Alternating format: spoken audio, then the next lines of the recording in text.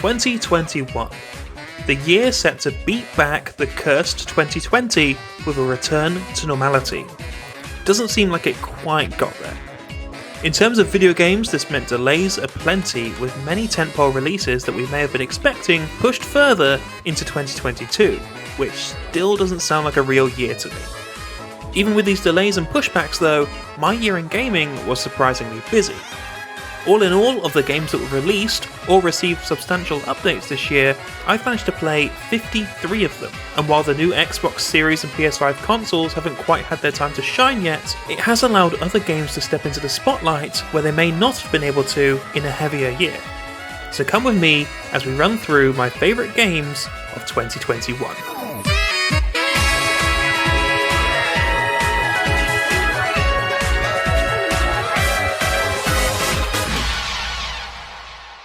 First, some special mentions for games that didn't quite make it onto my top 10 for one reason or another.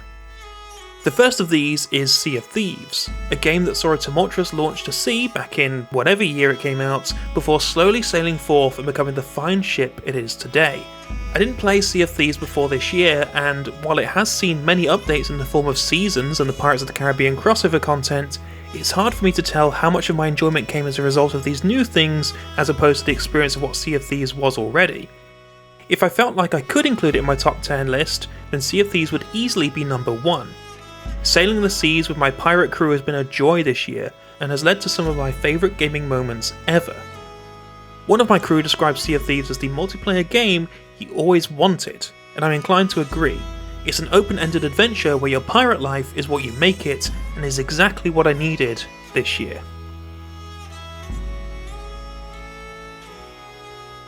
Next is Sable, another game that would have reached quite high on my list if not for the technical issues that plague it. Sable takes my favourite bits from Breath of the Wild, the relaxing exploration and sense of adventure, and plunks them into a gorgeous world where you're tasked with finding your own path and destiny.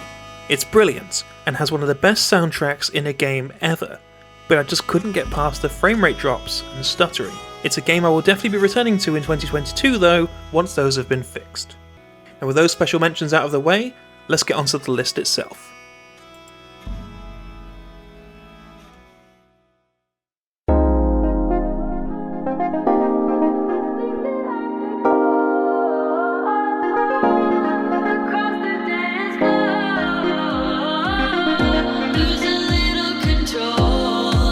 Boyfriend Dungeon feels like it's been on my list of most anticipated games for years at this point. A brilliant condensed dungeon crawler mixed with a romance visual novel. Boyfriend Dungeon strips these concepts down and effortlessly matches them together to create a unique experience. Those who watched my Game Over Order Up episode on it will remember how I praised it for its handling of inclusivity and heavy themes while balancing these with a light-hearted romance. With great writing and a hypnotising soundtrack, Boyfriend Dungeon hit me where it counted and has left a long-lasting impression that has stuck in my mind all year.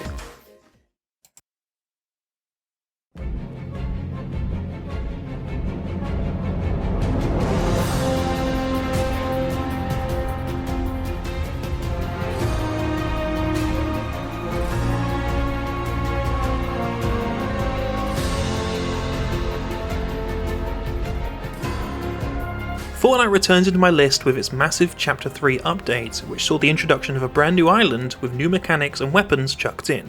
Chapter 3 alone isn't the only reason Fortnite enters my game of the year though. This year has seen Fortnite experiment with some of its grandest plans yet. A concept with Ariana Grande, huge steps up in storytelling and events, and consistent updates that has kept the game fresh with some of the best seasons yet. The fact that me and my partner continue to play this on a near daily basis should tell you all you need to know about my love of the game. But hearing the screams of excitement from my younger kid brothers as we played through the latest event solidified it even more, and acted as a reminder of the fun and delight a game can bring when playing it without a critical point of view. Fortnite continues to delight and is easily better than it's ever been. Wait, what? Oh my god! What?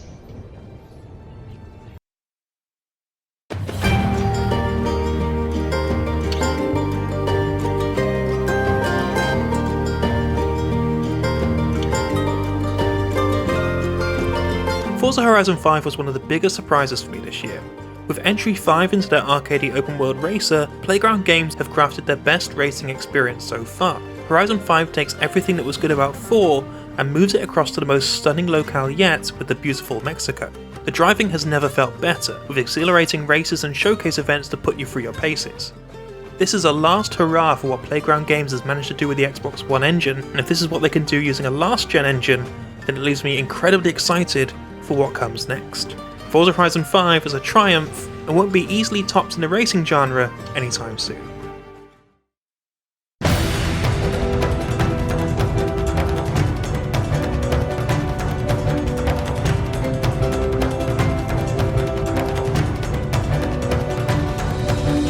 NieR Automata is one of my favourite games of all time, but I, rather shamefully, never played the preceding game, NieR Replicant. With the re-release of PS4 and Xbox One this year, that changed, and I was able to experience this beautiful and devastating story firsthand.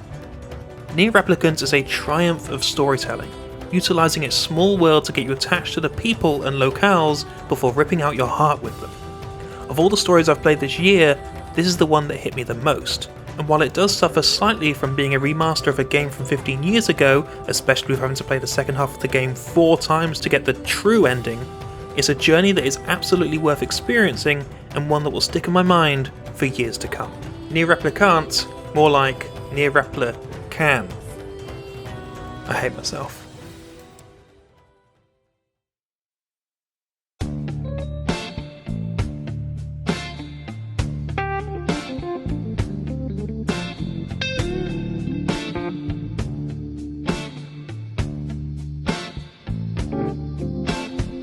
I'm always looking for games that both myself and my partner will enjoy playing together.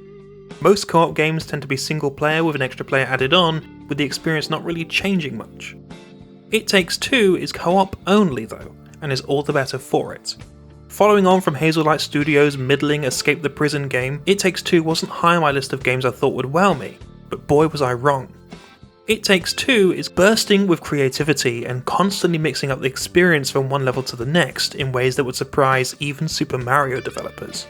It is a joy to play from start to finish, and while the characters and story do their best to hinder the experience, seriously, they are absolutely terrible, they can't get in the way of the sheer fun and wonder that each level brings. Apart from when they torture that stuffed elephant, I don't know what the heck that was about. Absolute monsters.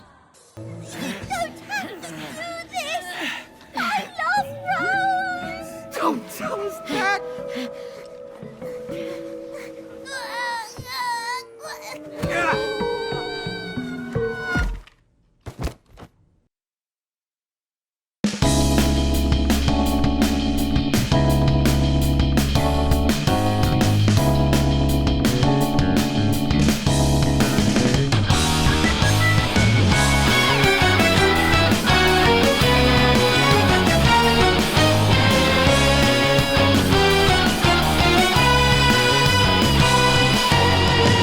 Persona 5 Royal was my game of the year for 2020 and one of my favourite games of all time, so Strikers had a big act to follow. Thankfully, it manages to stick the landing and provide an experience that elevates what Persona 5 achieved, if while slightly retreading some of the same beats.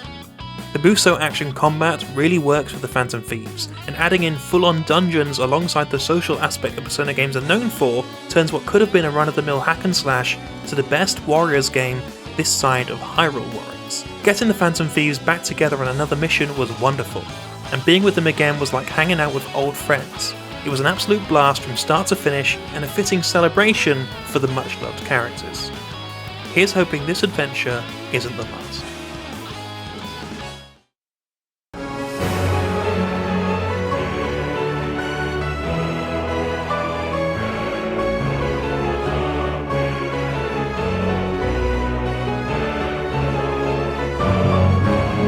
After 8 years, here we are with the culmination arc of gaming's greatest epic. Endwalker had the unenviable task of wrapping up years of plot threads and providing a satisfying conclusion at the same time, and honestly, it manages it pretty damn well. I love playing Endwalker so much, and getting to lead my band of companions that have stuck with me through thick and thin gave me feelings that can only be felt after experiencing a story told in a way such as this. I thought I'd be done at the end of this arc, finally able to put my favourite game to bed, but if anything, it's left me more excited than ever for what the future of this MMO holds, and I cannot wait to see where we go next.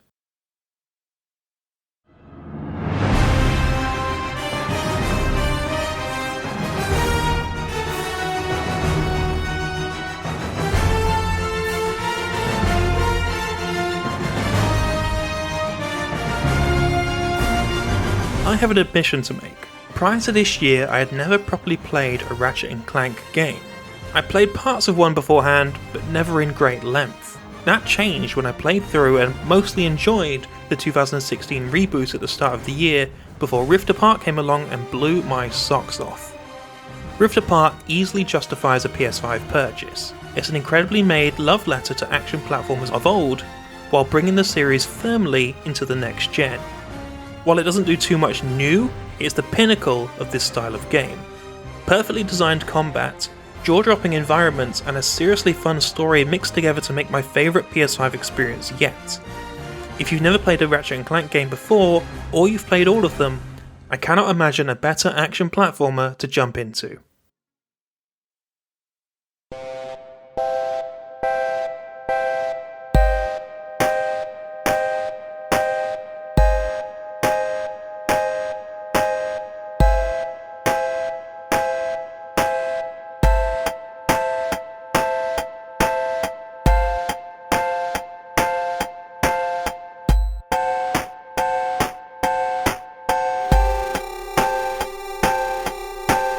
Inscription was maybe the biggest surprise for me this year. I almost didn't play it until I saw everyone raving about it through November and December. I figured it would be good, but maybe not quite the experience that Level of Hype described it as, and oh was I wrong. It's hard to talk about what Inscription is without spoiling the overall experience. What starts out as a somewhat creepy card battler roguelike quickly spirals into something else as you begin to unlock the mysteries that lies beneath the surface. That's really all I can say about it. It's a truly unique and brilliant experience that had me hooked from the get-go and got me so engrossed that I played it for 5 hours straight, 3 days in a row, desperate to see it through to the end. Ultimately, I found it to be tremendously smart and incredibly entertaining. If you enjoy card games or creepy experience with meta elements, play Inscription.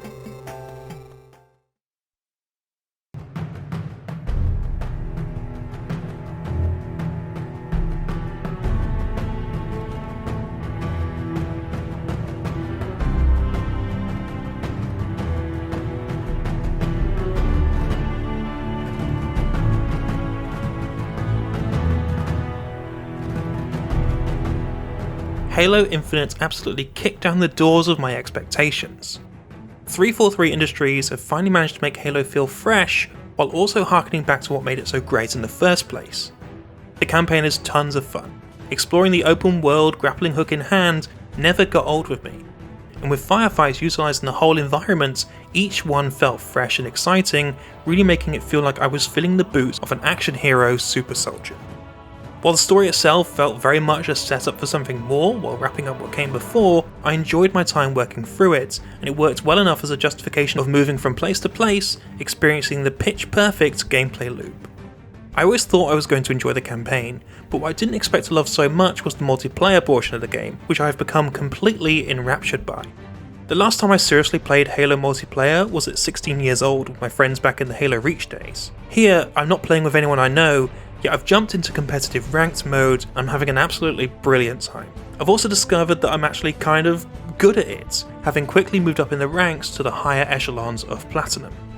I'm not quite at Onyx yet, but I reckon I'll get there before long. I never usually enjoy competitive anything, much preferring to play games casually, yet Halo Infinite Ranked has absolutely hooked me. The guns feel great, the maps are well designed and have quickly become firm favourites. This is the Halo we've been waiting for, and I cannot get enough of it. And that is the list. In my opinion, 2021 ended being a surprisingly stellar year for games. It really felt like there was something for everyone, and 2022 is already looking to potentially end up surpassing that. From me, this year I will continue to bring my Game Over Order Up videos out. The next one is out in February, and it would mean so much to me if you could hit the like and subscribe buttons below if you haven't already. I'll also be continuing my bi-weekly podcast, the Nerd & Geek podcast, where I discuss the latest releases and news with my best buddy Scott. Please take a look for that on all good podcast apps. For now though, it's goodbye from me, thanks for watching, see you next time.